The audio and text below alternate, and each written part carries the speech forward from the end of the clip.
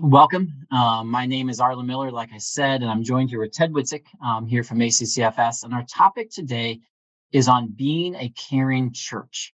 How do we as a church family engage in a loving and helpful relationship as we walk through just just life and the things that life comes at us? And two introductory comments here, Ted, maybe before we get into this information. First off, this is going to be a general overview. So there's a lot of specifics that we probably won't touch that maybe you have in your minds, but we're going to try to give some general points, general principles, general things to consider, and use a few examples as we do so. For just be aware of that's kind of the scope. And then the second thing is I think it's easy, perhaps, at least in my mind, to think of situations when this doesn't go well, and maybe fixate on those and forget the many times when it really does go well, when the church really does engage in this. And so our hope today is that this is an encouragement and a motivation for those who are doing this well, and how do we even do this better as a church family. Yes. So with those two things, Ted, we're going to go to the first slide here. And any introductory thoughts or comments as we just kind of get into this idea of being a caring church and being members of one another, and just what life is like, in this church family setting. Yep. One of the things that's really important to understand, Jesus was very clear that he wasn't promising us a life that didn't have rough spots or even ups and downs. He never made that promise. He did promise that we didn't have to go through it alone. First and foremost, with that he's with us, but secondly, his body. And that's one of the neatest things. And it's one of the things I hope that we can draw out through this, that actually many of the things that we go through in life, losses, transitions, changes, stresses, and strains. One of the things that happens, we oftentimes can't fix that for another person. We wish we could, right? That's what we want to fall into. Is it's like, how do we make this go away? Exactly. I would love to just fix. And the thing about it is that actually, more often than not, the ways that we help are by connecting and journeying together. So it's accompanying people through things. We would just love to reach in there, grab it, and change it. And maybe there's a time that those kind of things can happen, but oftentimes it's more accompanying people through. Sure. And I think if you look, so that verse at the top there, we're members one of another, comes from Romans. And when you think about a church family, that is an aspect of what we are, right? Yeah. We are members together. Yeah. So when one part hurts, we hurt, right? And when one part rejoices, we are to rejoice as well. But that interplay is really key. I think it speaks to a level of health of relationship. Yeah. And I think that by going through that together, the church is going through times of sadness and joy, oftentimes at the same time. One person is mourning the loss of a parent, or the next person is there's a birth of a baby or a wedding, and those kind of things. So it is there's constantly a mixture. Yeah. I think the other thing to remember here is that that as we have some of these things, we can predict some of the things that are going to happen. We know that people are going to pass away.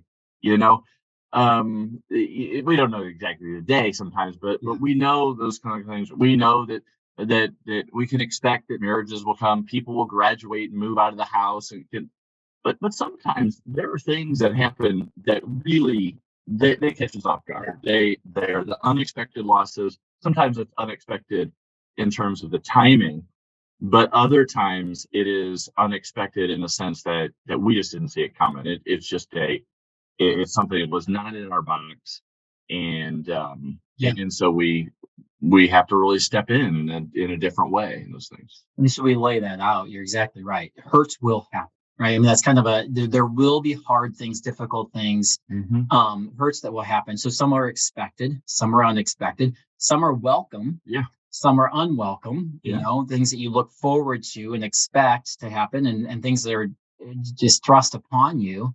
And then you talk about challenges that sometimes you need growth, sometimes you need overcoming. Yeah. So this church family, it's a living and breathing and moving organism, right? Yes. Made up of many different parts. Yes.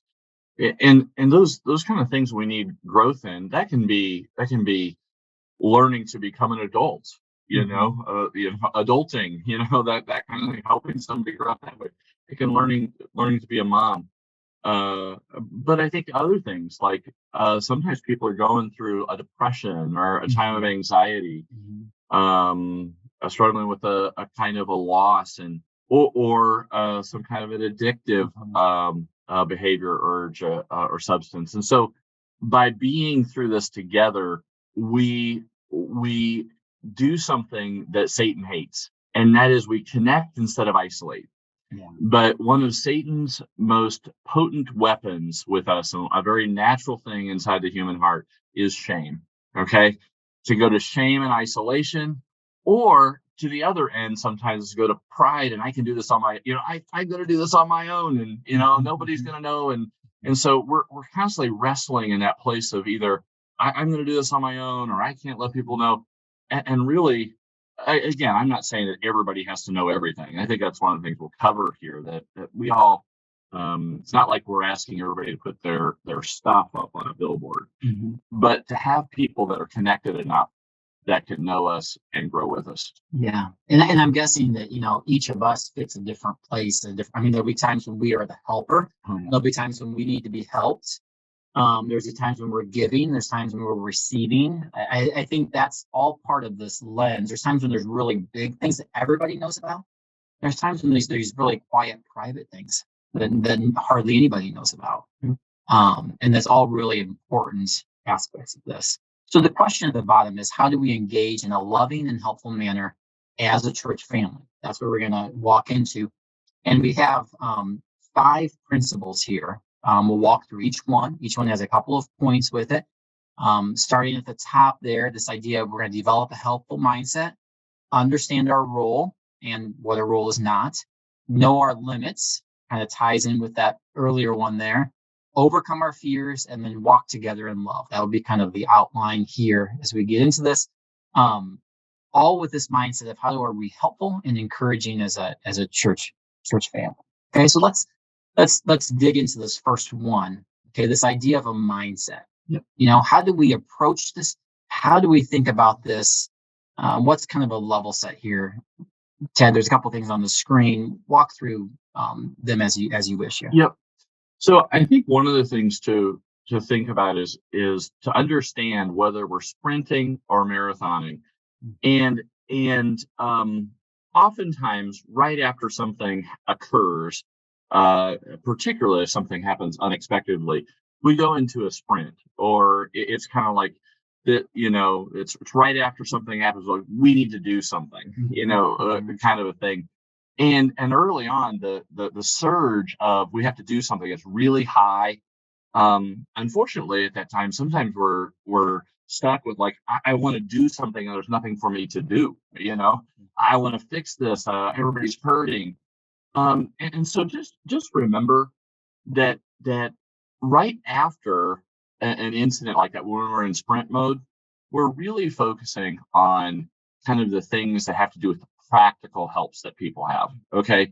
I mean, if you think about somebody who goes through something right after an accident or a loss or whatever, and they're thinking about very practical things, it's eating, sleeping, short-term planning. And so even if when something happens, there's going to be long-term outcomes or incidents with this. At the end of this, we have to come back and say, hey, right now, it's the practical stuff we're dealing with. It then shifts into marathoning. And this is where, for a lot of us, we are really good in the sprint, like, oh, hey, this person has lost their spouse, and we're right there. Let's get the meal sign up. Let's get right. The meal. Yeah. Let's. Yeah. And I would say in many ways, our church family really excels at coming around people during this time of sprint.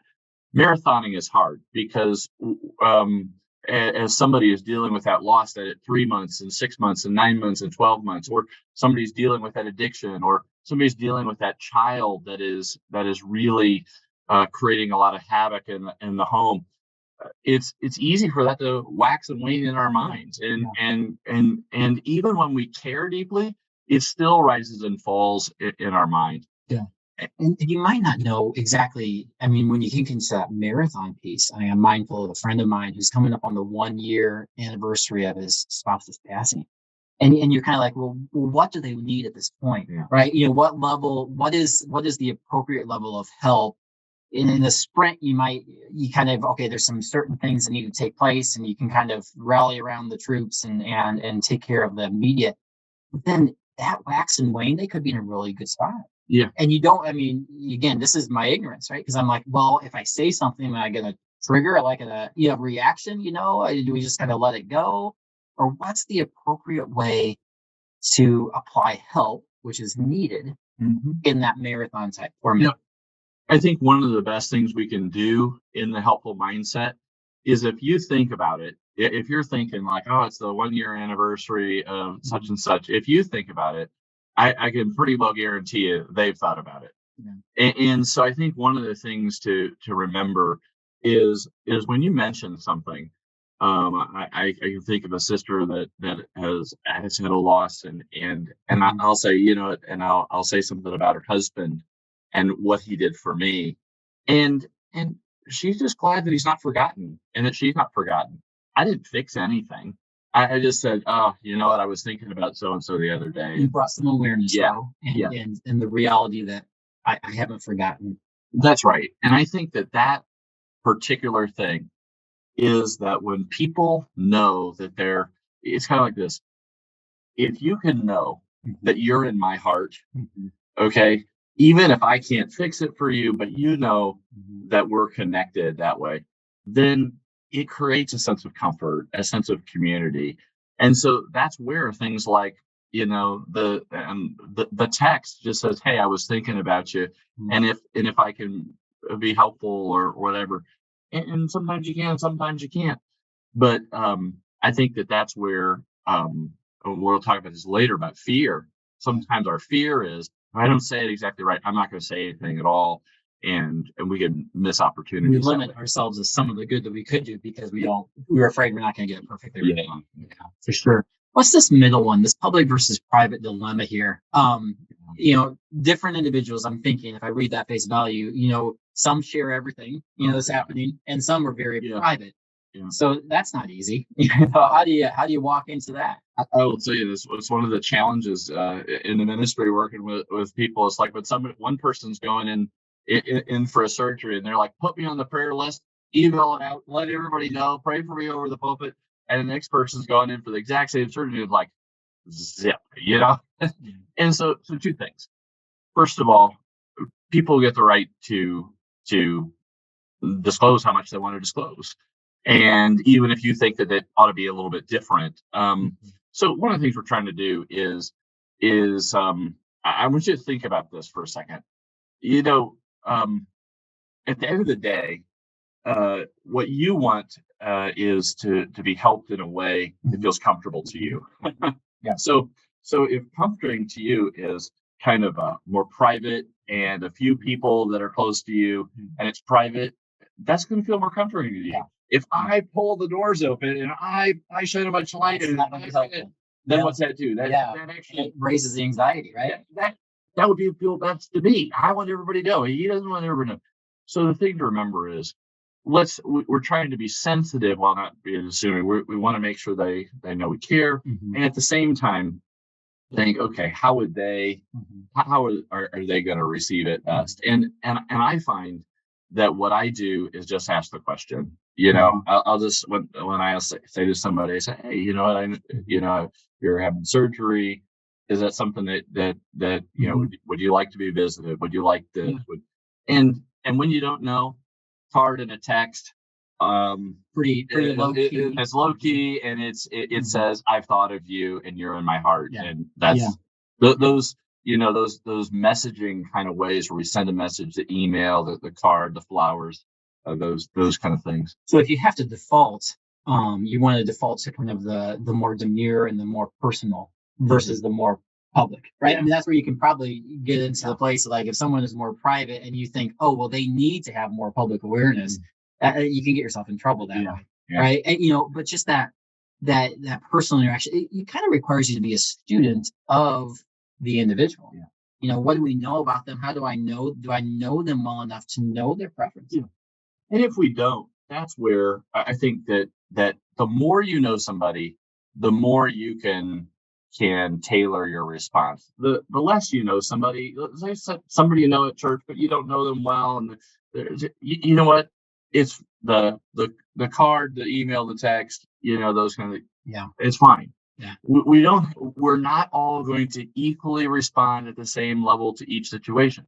No expectation of that. In fact, that's one of the things I would say for helpers is to lower the pressure on having to assume this is what they need to go through. That's good. So that last piece here, this idea of engaging in the ministry of presence, I heard it. I think I just read it this morning. Something to the effect of, they may not remember what you said, but they will remember how you made them feel. Right? Which is this idea that it's about, words are important. I mean, you can say the wrong thing, right? You can, but it's as much about the presence. And being together, is the right mindset to have. Correct?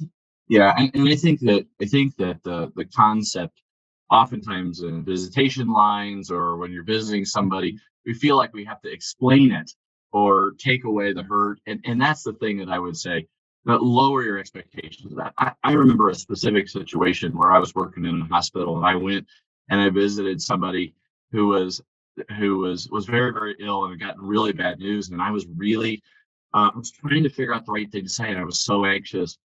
I finally went into the room and sat down with this couple, and I just sat on the bed and I cried, and they cried. And then I had a prayer with them, and they thanked me like crazy for coming in. All I did was just like come in and acknowledge, and just like, this is hard. And I prayed with them and held their hands, and they squeezed mine, and I left, and I ministered to them. And what really taught me the most was I didn't actually have some profound thing to tell them. You didn't have a theological view of suffering. No, figured out, right? This is why God did what He did. Because it didn't make sense to me either. The situation didn't make sense. I wanted it to make sense, but what they needed at the time was just the present. And I think that's the way to go there. That's a good point. I think we'll get back to this a little bit, this idea of certainty and the impact it can have on us. But one more point, we'll switch here. So at the bottom, so lean towards others, be willing to engage and be present with them. And then offer, don't demand. I get this picture with that one. I like that phrase, offer maybe a social outing for someone who has, lost their spouse, 6 months down the road. But don't demand you will be here, right? And if you're not here, then there's a problem with you. That's we don't want to go that way. Right. And I think the other thing is, let's say somebody's been going through a depression or has missed church for a while, or maybe somebody has kind of walked away for a while and they're coming back, just to offer and say, hey, I just want you to know, I'd love to sit with you, we'll sit wherever you're comfortable. And what you're trying to do is just pave the runway. And that's what the offer is. I'm going to help pave the runway, but if you want to do it differently, that's fine. But I think that when we do that, you're trying to think about, again, what would pave the runway for them. Again, you know what? For me, I would say, hey, Arlen, you're coming to church. Let's go right up to the front row. And be like, that's so right. That's not work for me. Let's go on to the next one here. So now the second point here is understanding our role. Okay, so we've kind of got our mindset set. This is what it looks like. Now, what's our role? Okay. And so the first thing that we talk about is we're vessels, we're not solutions. Speak into that. I mean, that's a point we can say easily, but there's implications there to think about. Yep. This one comes out of the fact that many times when we look at a situation and we see all these various things. Sometimes there's 45 needs, Yeah. or sometimes you see that person. I remember working with kids in foster care, and there would be times I would be like, I want to take you home, I want to take you home, I want to take you home, and I couldn't bring 16 kids home. Donna would appreciate that too. No, she's lovely, but No, she wasn't. no, Yeah. So, but I think that concept is that I had to be reminded that instead of thinking that my job is to solve all things, that my job is to be part of God's solution. Okay. Now, again, when I say the solution, for us, we're oftentimes trying to find ways to fix things that are broken. There are really broken marriages. There are really broken families. There are really situations health-wise that we can't fix. But the flip side to that is where we can be that spot of light, where we can bring healing, where we can bring truth and kindness, mercy into a situation. I think that when we see ourselves, I like to think of a quilt, okay? And this quilt is made up of all these blocks. And if each of our listeners could think of themselves as a quilt block, okay, you're part of the quilt. You're not the whole quilt. Whenever we feel responsible for the whole quilt, we will feel anxious. Yeah. Okay. We will get really anxious, or we will feel so overwhelmed. And I felt that when things like, oh no, I've got to do all this. And then I have to be reminded, okay, God just asked me to be a steward of what I can do. He's not asking me to do what I can't do. Yeah. And I think that what happens is when we see 100% of something that needs to be fixed, we start in with, I have to do 100%, or I'll do no percent. And really the question is, am I a 5% block? Am I a 20%? Am I, and that's why walking with others is so more important than is fixing. Because quite frankly, for most things in life, it's not like a tire that's flat. A tire that's flat is a point in time issue that you need to walk up to it, find somebody to take off the tire, get the tire fixed, and put a new tire on. Then it's done, right? Relationships are rarely that way. Spirituality, rarely that way. Our health, rarely that way. It is that more marathon mindset mentality. It is. And the other thing too that strikes me, Ted, is is God becoming bigger in this picture, or are we becoming bigger, right? And you can get to this place where it's up to me to take care of this, or to be the whole quilt block, or to fix all those things. Let's lean into God. So we remember the power of prayer. That's not to be, we don't want to ever diminish that. We think, oh, all I can do is pray. Well, all you can do is pray. And that is a very big deal, right? Sure. And it puts us in that right frame of mind to say, Lord, because we'll face things that are too big for us. Yeah. And what's Corinthians say? We have this treasure in earthen vessels, that the excellency of power can be of him and not of us. Yep. That's the mindset we want to walk into. That's the role we want to play. Yep. I think of these scenarios. I think the thing to remember also is that just because we're not the whole solution doesn't mean that our part of the quilt block isn't important. Yeah. And it is part of making up the body. I mean, 1 Corinthians 12 talks about that whole body concept. And yeah, you know what? You might be the ear and I'm the eye, and that's great. So I would encourage everybody to remember that in different situations, you're going to have a different role to play, and the size of that is going to be different, and to not diminish your role. Because you might go, well, it's a 5% role. You know what? If somebody in my church, the Church of Morton, sent me a text in the middle of the day and said, hey, Ted, there's a brother that sends me texts every once in a while of scripture, and just an encouraging thing. I can't tell you how many times that has just lifted my spirit. Yeah. And he would go, it's no big deal. I could do it. It's no big deal.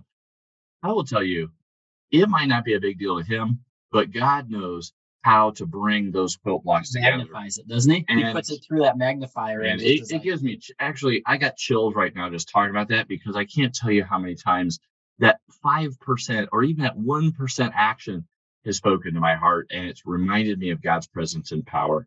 And so that's really helpful. cool. It's really helpful. cool. It puts us our role in the right place.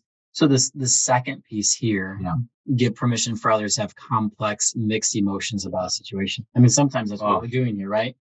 We're just saying, hey, this is not easy. This is hard. It isn't. So when people have these mixed emotions about, it's mixed emotions happen all the time. I have my daughters right now. One just got married in June. One's getting married in March. And the fact is, I am so excited. I am happy. And it's a big change in our house. And yeah, I have oh, wow. And my wife, we're like, oh, wow. Is it okay for you to have a little bit of sadness with this, right? And I'm just thrilled about my new son-in-laws and for the happiness of my daughters. But it's different. And I don't actually need right now somebody to fix this. I just need to go through it, and it's going to be okay. But I think other times, when somebody is when we as Christians go through difficult times, we know God is present, but sometimes we're in that place where we're really spun out and we're just going, God, where are you? And how does this fit in your plan? And I this doesn't make sense. I've been trying to serve you and I hit this.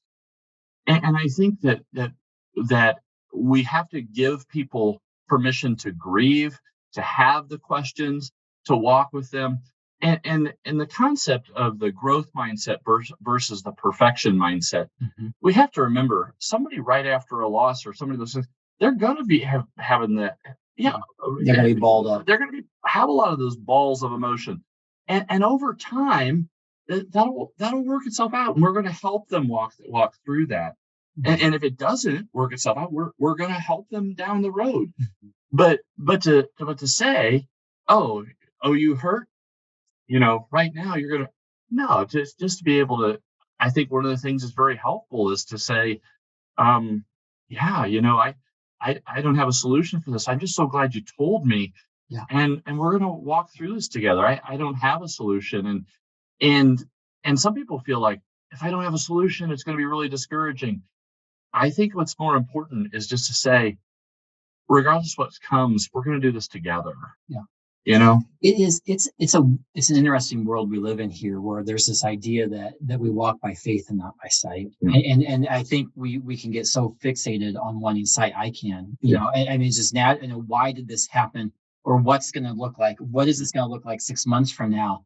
And part of what I think is encouraging is if you have someone walking through this with you, right? That's the role that we can play as a caring church, as a helper. Mm-hmm. Is I'm going to walk with you, and it's okay. I'm going to help us separate the forest from the trees maybe sometimes, but it's okay to have these mixed emotions. Within reason, right? You're probably watching, there's some warning signs maybe to be looking out for, stems that people might be saying, you're like, okay, well, maybe we need to gently redirect over time here. But we want to oversimplify it, I think, sometimes.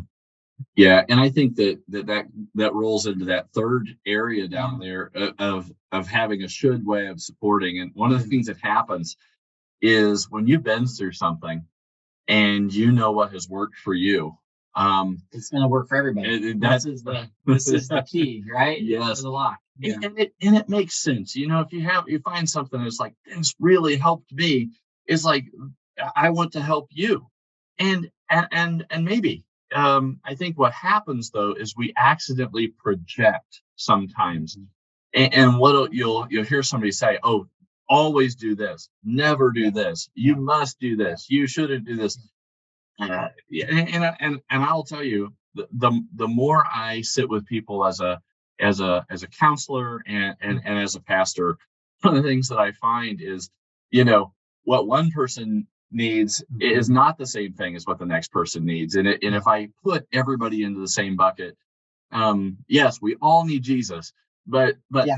But past that, when what one person needs to talk it out, the next person needs some quiet silence. And So that takes us back to that place of being a student. yeah, That takes us back to that place of listening well, of observing and being available, but not assuming yeah, and not pushing. yep. Okay. I think one of the things I'll give you an example of this. I had somebody say, I just heard somebody say to somebody, oh, the first year of marriage is so hard. Okay. Okay. Or they've been married 1 year. and I think one of the things is like, really? I mean, maybe it is for some people. Maybe it isn't for some people. But to project that onto every couple is incorrect. Oh, the empty nest is just it's a burden, or it's wonderful. Well, and I'm glad for people to say it's wonderful. I want it to be wonderful, but I think what happens is when one person's experience, it's better actually to say, yeah, you know what, this was an interesting challenge. I had a lot of mixed emotions, and and I'll be interested to check in with you about how it's going for you, and I hope it goes well. And you're just like giving people the freedom, and this is true about medical treatments or healthcare in general. This is a very common thing, to kind of just say, this worked for me, it worked for you, or this didn't work for me, it won't work for you. And just to be gentle about that. It's okay if you want to give somebody a suggestion, but to give it as an option, not a command. And I think the better we can probably stay on problem solving mode and more about journeying together mode, or just being alongside someone's mode, that probably helps us with that a little bit. This ties real close to the third point here. So knowing our limits, right? So we know our role, and now we need to think about our limits.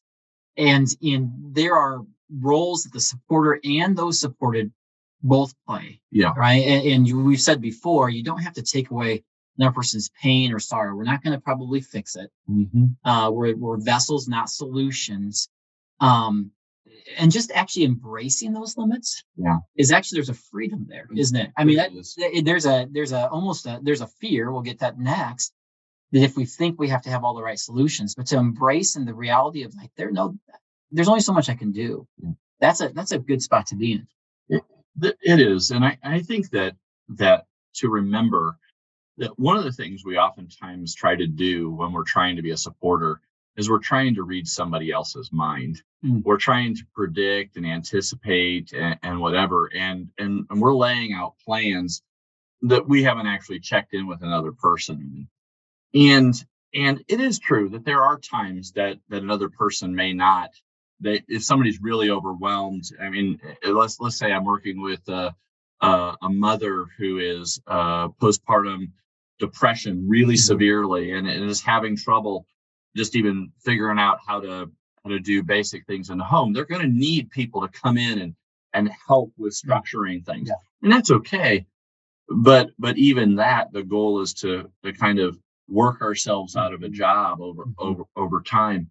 And I think that remembering that one of the things we want to do is really practice asking people what they need and want, because otherwise, especially if you are trying to help another person that's going through trying to learn something or overcome something, if you're just going to try to predict this, it goes down. I'm actually jumping down to my second point down here about mentoring and accountability relationships.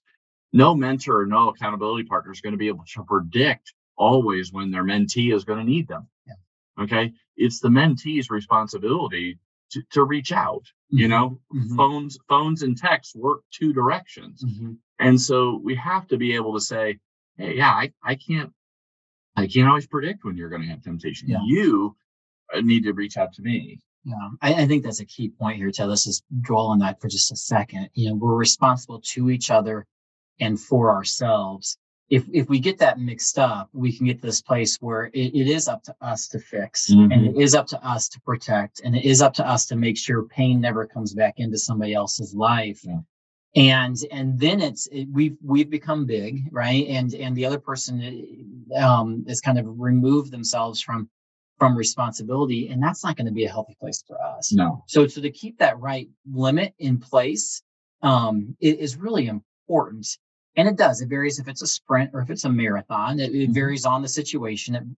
Everything is a little bit different. But really stepping back into that role of being a learner and seeking to walk beside and understand what's going on. That's important. You talk about mentor relationships. You talk about accountability relationships. I mean, usually individuals have different relationships in their life. Yeah. And so somewhat it's kind of knowing, okay, so what is my opportunity in this space? Sure. And what role do they play? Somebody else play? How do we, it takes a village, they say, and it's so true, right? And we don't have to be everything to everybody or anybody. And in the church family, this speaks to that sense that different, you will have a different role in each person's life. And so let's say that you've been mentoring somebody for a number of years, or even a previous mentor or a time, and you've had some connection with somebody versus somebody you rarely know. If down the road they're going through a hard time, one person's going to have the opportunity to step in deeper into that situation than another, and that's okay. I think that I would also just say that in the situations that occur, sometimes we have to think about, is my role kind of encourager from the outside? Is it the person that is kind of helping them closely, or am I elevating the situation? Do I need to help move this to somebody else? Because that's goes down to that third point. When do we elevate, and who do we elevate to? And so what that means is sometimes, Arlen, you're welcome to come and ask me a question anytime. But if you have a question about taxes, I'm not your man. Okay. I'd love to help you, but I'd love your help. No. So the point is, but you can come to me and I can help to get you over here. Right.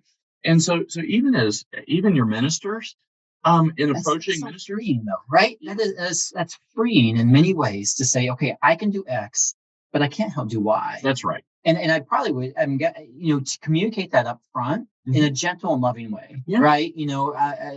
As opposed to like setting up this false expectation, and then having disappointment later on. Yeah. It's good to kind of just know our space and know how we can support. In the right area. I think it's a beautiful thing to be able to know that, because then what you can do is sometimes somebody might say, hey, you know what?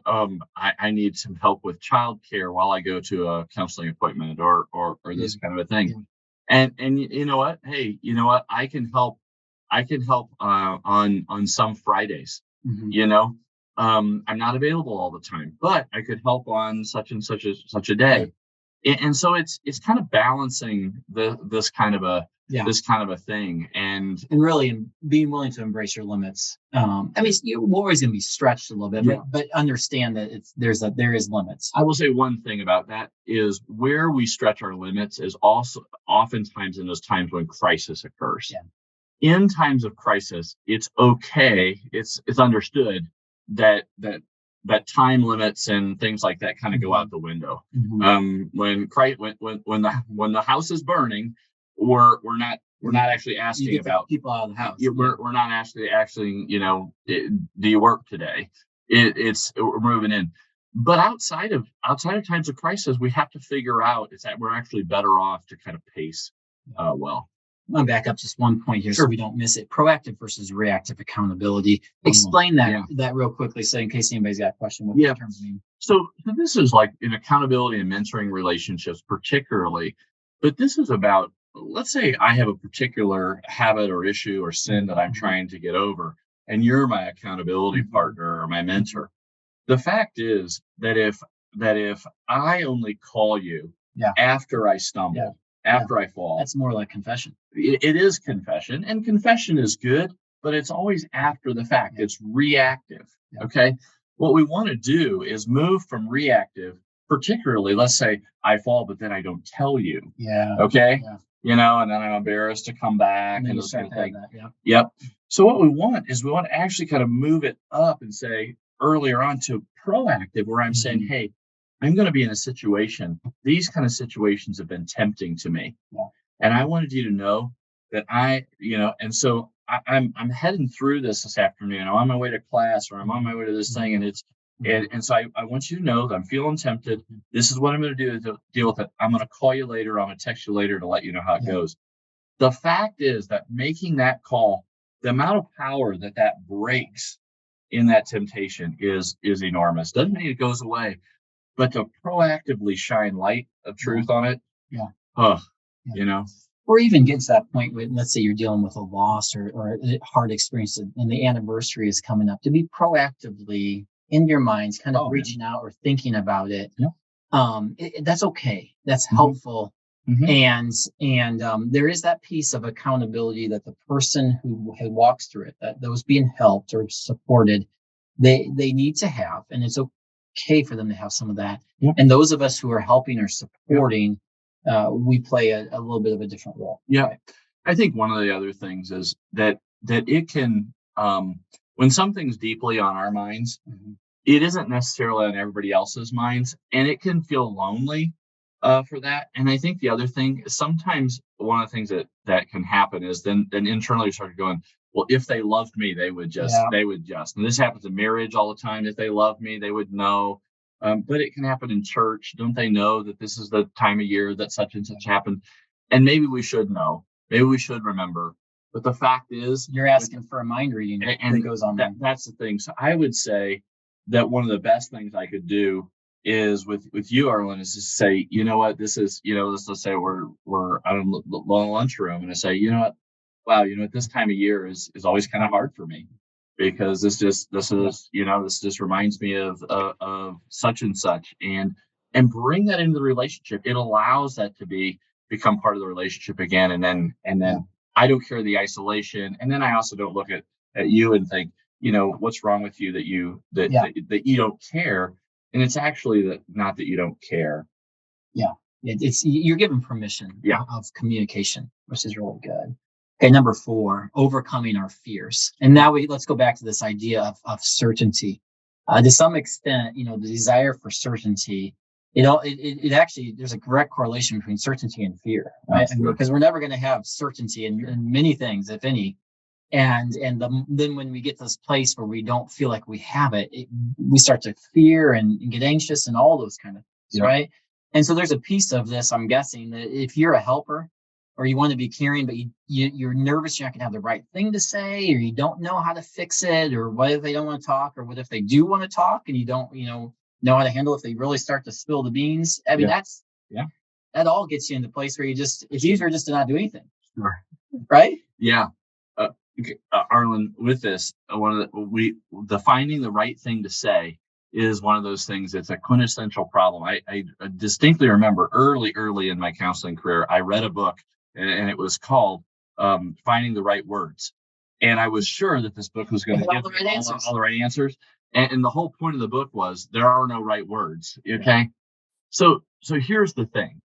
What we're trying to do is, instead of saying the right words, we're trying to be able to connect to the other person's emotions. Okay. And so if for example you're aware that the other person might be sad, you're just wanting to be able to acknowledge their sadness. Okay. If they're going through a time of transition, you're trying to acknowledge their transition. Okay. If you're trying, and so the concept is, instead of saying I have to say all the right things, and that's why just saying I'm sorry for your loss, I'm praying for you, is okay. Let's say there's, somebody is pregnant out of wedlock, or somebody's going through a divorce. Those are hard things for families to deal with, and sometimes people feel shame, or somebody's, they have a family member that's in a treatment center, or whatever.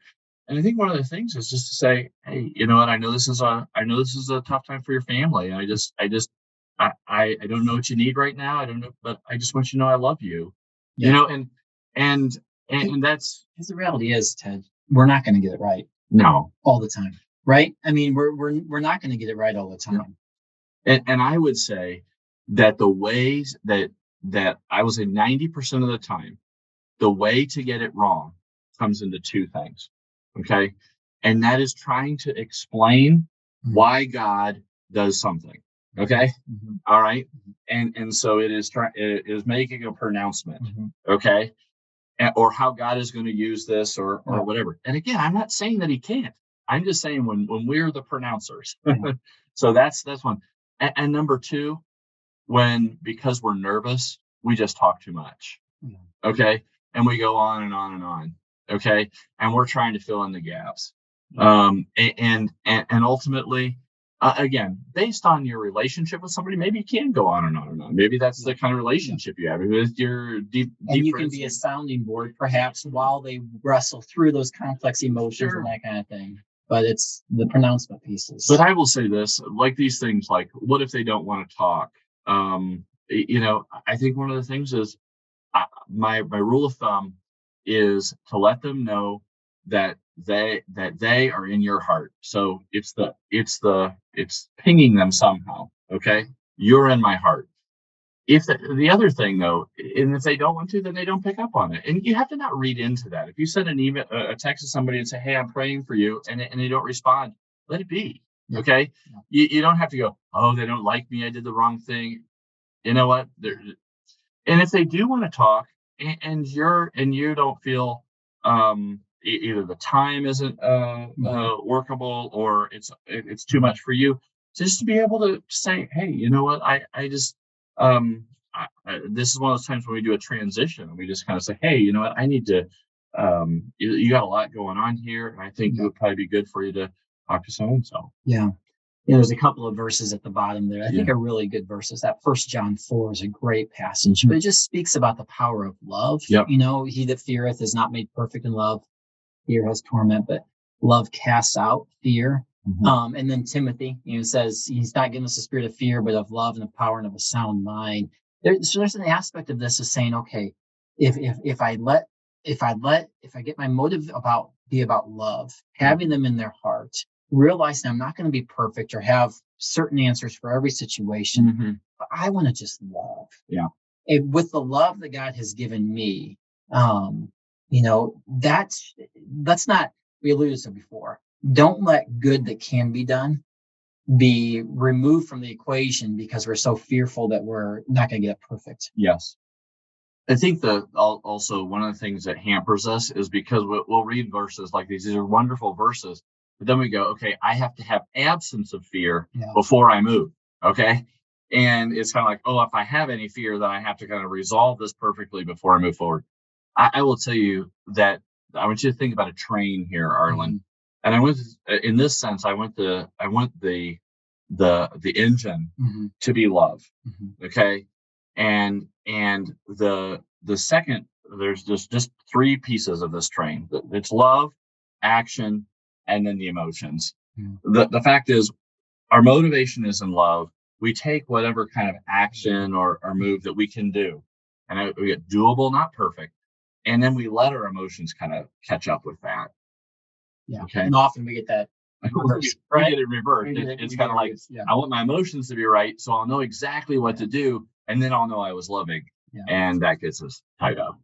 Let's use the last point here, and then we'll give a little bit of time for questions. If you have some at the end, you can chat them into the chat box if you're able there, or we'll give a chance to go live and ask a question. So a little bit of a summation here. So we've got the right mindsets. We know our roles and our limits. We're overcoming our fears. So now we walk in love together, and we journey together. We've used that language here a couple of times. There's a key piece of this. So there's times when we might be brought into a level of confidentiality or privacy. You don't want to abuse that. No.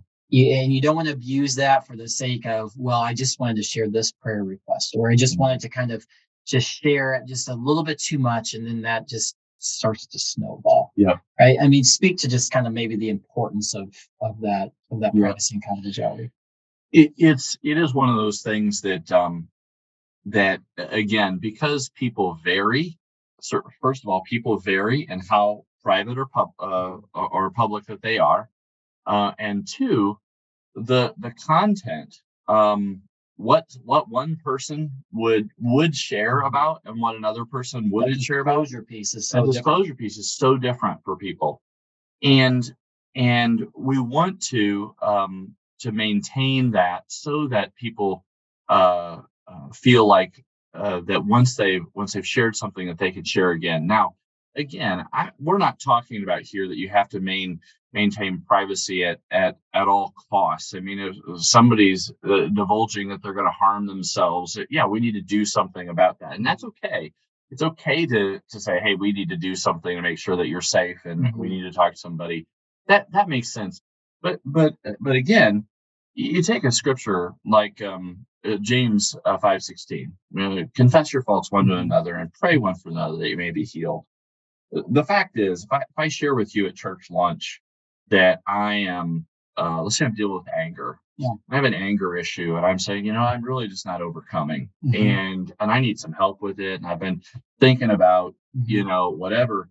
I've opened myself up to you, and that's a gift. I've handed you a gift, and I'm trusting you with that. And the fact is that the fact that you hold that well and respond to that well is so precious. Again, I don't, and that's where, Trust is earned over a lifetime and lost in an instant, Yeah. right? If suddenly down this, across the hallway, then you hear, oh, did you hear so-and-so has an anger problem? Yeah. And that's destructive. Yeah, right. And so that's a key piece, right? Exactly. Treat how you'd want to be treated. Yeah. Walk how you'd want to walk, Mhm. but walk in love. Yeah. I often say here at ACCFS, we have lots and lots of, our counselors have lots and lots of confidentiality requirements that are brought on by federal law, by HIPAA, by state law, like the Illinois Mental Health Confidentiality Act, by our professional associations, by our company policies. But those things aren't actually why we keep confidentiality. We keep confidentiality because that's what we want somebody to do to us. Yeah. We abide by these, believe us, we do. But actually, I want my stuff to be private. So I want them to feel that safety as well. I think the last point here, and then we have a verse to kind of summarize, is there's times when we're going to need help ourselves, right? We kind of bounce back and forth between being the helper or the helped in this webinar here. But when we will never have all the answers, and we will go through hard things ourselves, and so be willing to reach out for help yourself when you need it, and model that. I think that's one of the beauties of the church.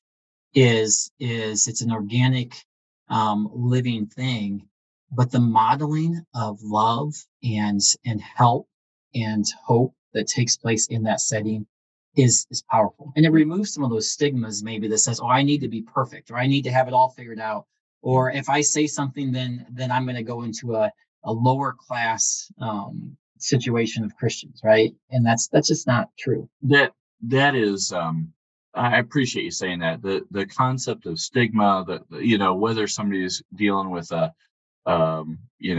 mental health issue, a marital issue, some of those things, or just going through whatever kind of struggle, Satan wants us silent and isolated and ashamed.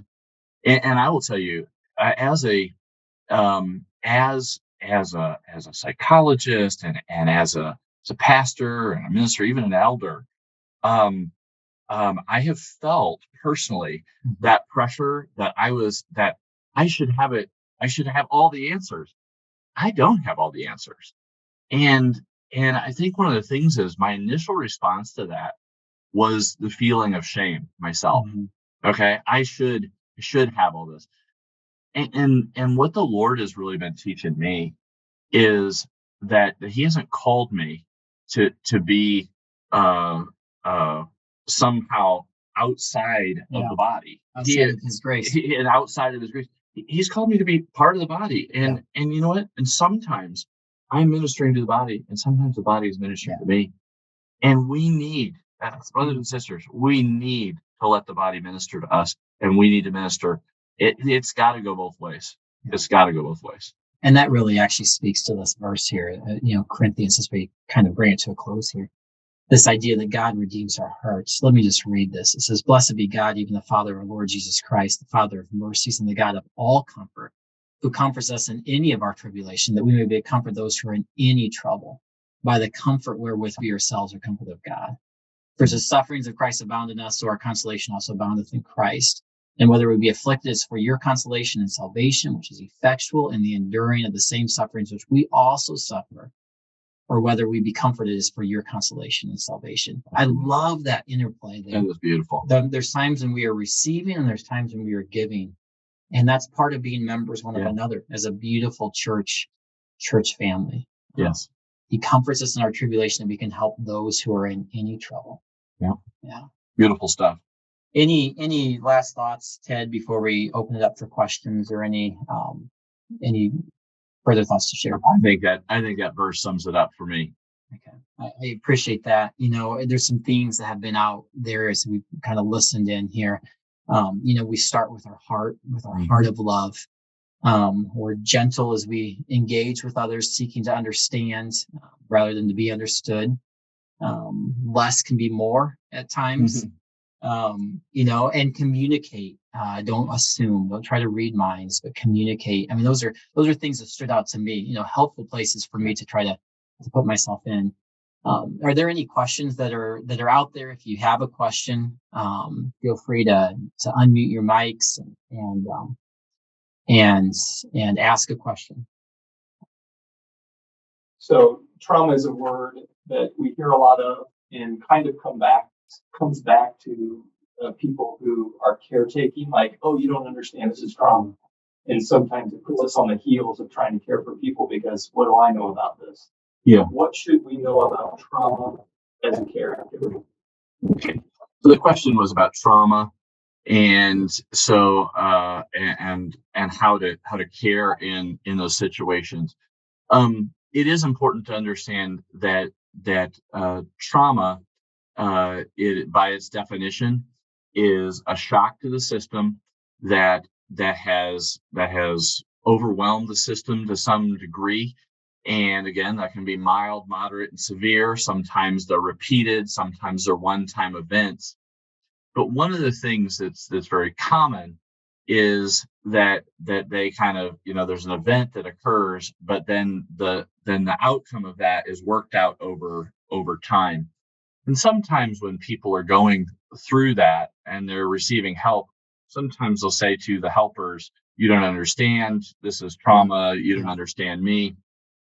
And the point is this, that I think that it is good as a helper, regardless of what the person you're helping is dealing with. If they're dealing with addiction, if they're dealing with depression, if they're dealing with whatever, to do something that gives you a little bit of education on it. Again, doesn't mean you have to be an expert. I don't mean by any stretch that you have to go out and get a degree. But I think one of the things is that particularly if it's not something that you're familiar with, to be able to have a little bit of understanding. And that's where our website, other podcasts and webinars can be helpful. So, like, for example, we have a webinar on 5 keys to overcoming trauma, or trauma podcast. Yeah. But the other thing is you can call into ACCFS and talk with a counselor in a triage call and get some pointers from that. But I think one of the things to remember is that trauma, by its nature, oftentimes down the road, is kind of in a background level, and then things will kind of poke it a little bit, like if you have on your computer screen, you have like Microsoft Windows or whatever, and when you double click that icon, it opens up, it pops up, and it takes over your screen. Trauma, when it gets poked by something that reminds somebody of it, it opens up and it fills the screen. And then depending on how strongly it is, sometimes it fills the screen and it's kind of like refills the screen over and over. And it's like Microsoft Word opening up 50 times and it doesn't have an X. That's what it feels like to the person. They feel overwhelmed by it. So oftentimes, then helpers, when we're trying to say, trying to give suggestions, sometimes people will, if they have felt shame or if they felt misunderstood, they'll sometimes push back against help. And I get that. Yeah. So one of the things to do is to oftentimes ask the person and just say, Yeah. when you get triggered, Yeah. okay, how would you like me to help? Yeah. What's the best thing I can do? What are the skills that your counselor has said you're supposed to use at these times, and how could I be helpful with that? That's probably one of the best things I can say is educate yourself, and then to understand when they're in that triggering, understand what your role is and isn't. Ask them what role can I play? Yep. And maybe they're not ready for all the help that they need. Then your role shifts again to be how could I support and gently steer towards further help, knowing that it's up to them to eventually pick it up at some point. Yep. Good point. Great question. Any other questions out there? I think hopefully I got our speaker situation fixed. Yes, go ahead, Braden. Or So my question is, on their point of overcoming fears and kind of the train illustration that you talked about, how do you know where you're at on the train? So like what markers do you look for if you want to be working on the train towards emotions, having the emotions come last? How do you start with the actions and the love and not let your emotions affect the two other cars on the train? Does that make sense? Yeah. If I understood that, it's going back to that train analogy and kind of emotions.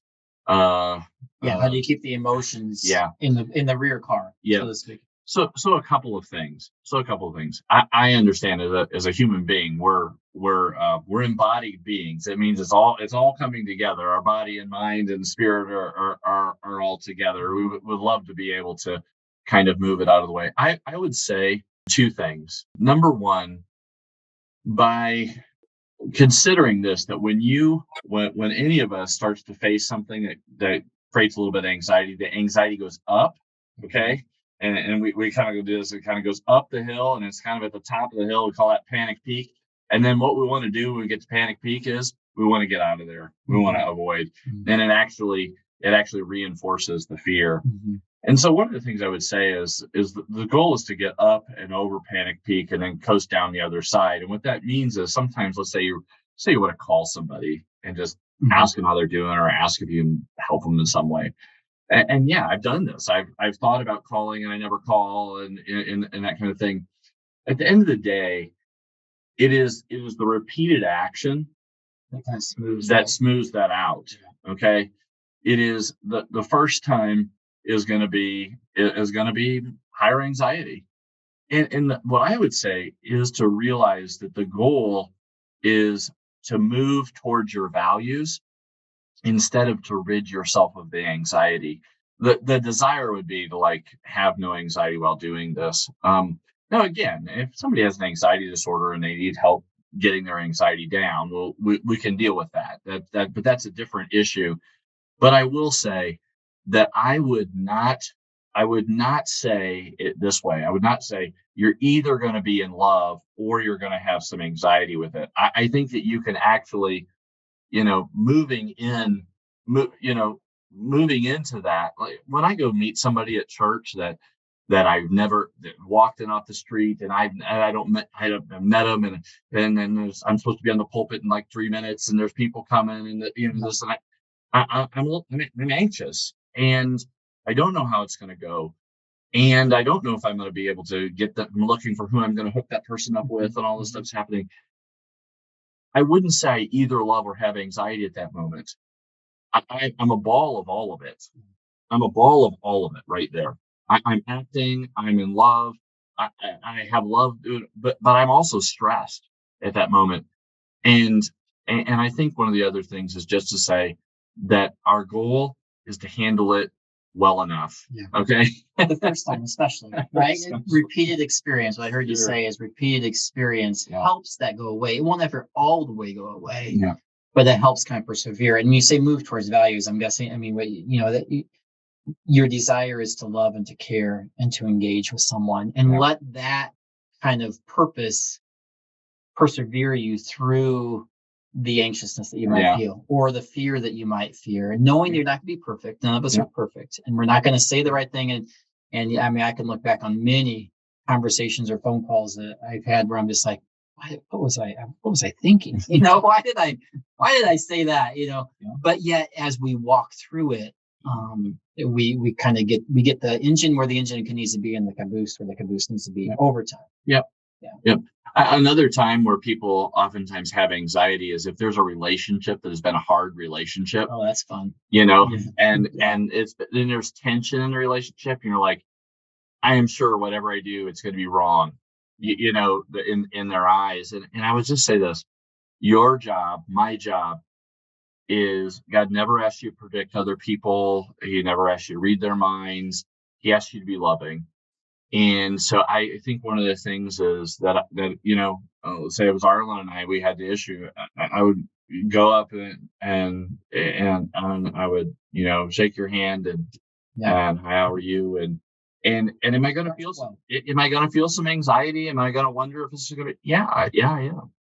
And it's okay. And I wish that relationships that we just didn't have tension. Yeah. But tension is part of relationships. And I think one of the things is even talking to somebody, we're oftentimes fearful of what the person's reaction is going to be.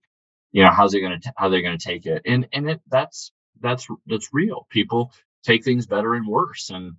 And I for one am somebody that some of the times I'm sure that people will talk to me and get the calmest, most kind response ever, and sometimes they'll be jumpy and reactive, and so what are people supposed to do? They're supposed to, well, you know what, they're supposed to do their best, and we're supposed to do our best, and we're supposed to, I hope that's helpful. Appreciate the question, really do. We're gonna I think we're gonna bring this to a close, mindful of time, thankful for each one that's joined. There's a lot more we could walk into, and a lot more topics that we could go deeper here. But hopefully, just this serves as a gentle encouragement and hope as we start into this. And thanks for being the church, and thanks for engaging in love, humbly with each other, and being willing to share the comfort and the consolation and grace that God gives you with those around you. May God bless you, and have a good day. Thanks so much.